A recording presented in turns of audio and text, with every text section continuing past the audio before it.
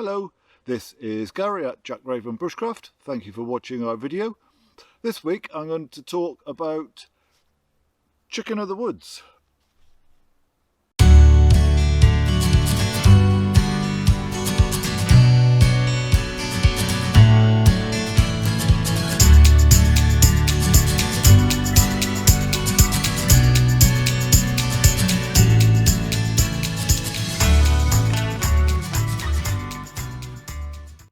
Earlier today I was walking through the woods looking for some materials for a course we're running at the weekend, when out the corner of my eye I caught the unmistakable sign of chicken of the woods.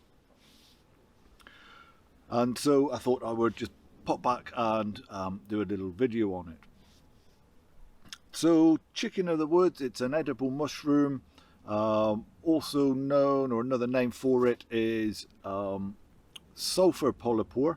So it does have pores here on the underside of it. The color, the sulfur part of it, it's from the color. It has this sort of sulfur like color going on, bright orange really. And as I say, as I was walking along the ride, which is probably 20 meters from here, this really stood out against the background of greens and browns. So it is very, very distinctive. You are unlikely to mistake this for anything else. So chicken of the wood, it's a great edible mushroom. In fact, you're likely to find it any time from June-ish, so June, July, August. And yeah, here we are in August, so it's at the kind of latter end, if you like, of that season when you would expect to find it.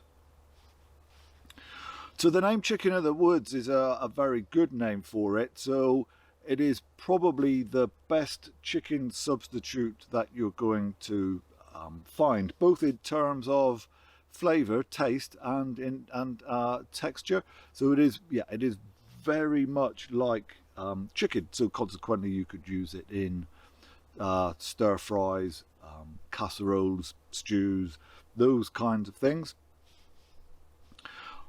A word of warning around chicken of the woods. So some people are allergic to chicken of the woods.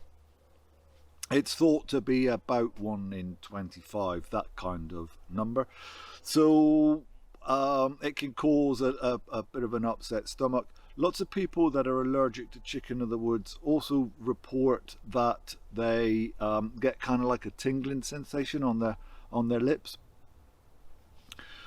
So my suggestion would be, if you haven't eaten chicken of the woods previously, or if it's your first time, just try a little bit of it to make sure that you're not one of the 1 in 25 that's going to be allergic to it. If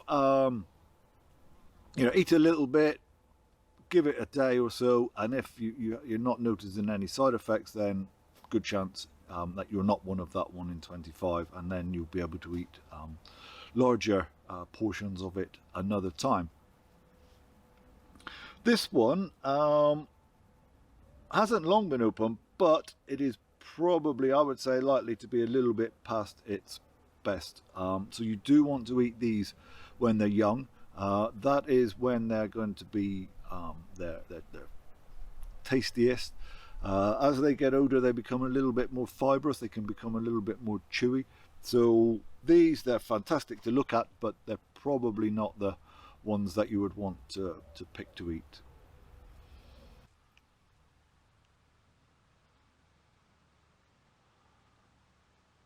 This is a newly emerged chicken of the woods here. So this is a much younger specimen down here. It's on the same log. It's in fact about 1 meter away from the more mature specimen that we were just looking at. So yeah, this, if I just pull this off, this is what we would be looking at in terms of eating. So this is a much younger mushroom. It's going to be tastier, it's going to be less fibrous. So this is the kind of stage that you're looking at when you want to pick these for eating. 10 or so years ago, maybe a little longer, I came across a story of an elderly couple who were experienced mushroom foragers. They'd picked some chicken of the woods, which they'd eaten on many occasions previously. They took it home, cooked it up, and became ill. And the story goes that when this was investigated, when it was looked into, the chicken of the woods was growing on a yew, and yew is a toxic tree. And so at first glance, that seems entirely feasible. So, however, at this point, I need to say I'm not an arborist, I'm not a mycologist, so these things are outside of my area of expertise.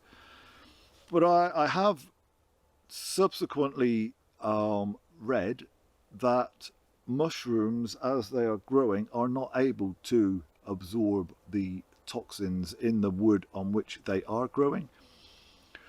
But as I say, I'm not an arborist, I'm not a mycologist, this is not within my area of expertise. So I think the best advice would be not to eat chicken of the woods if you do find it growing on a yew or other toxic tree.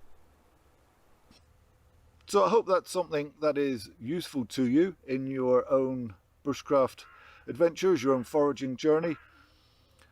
I will try to get some more content out next week.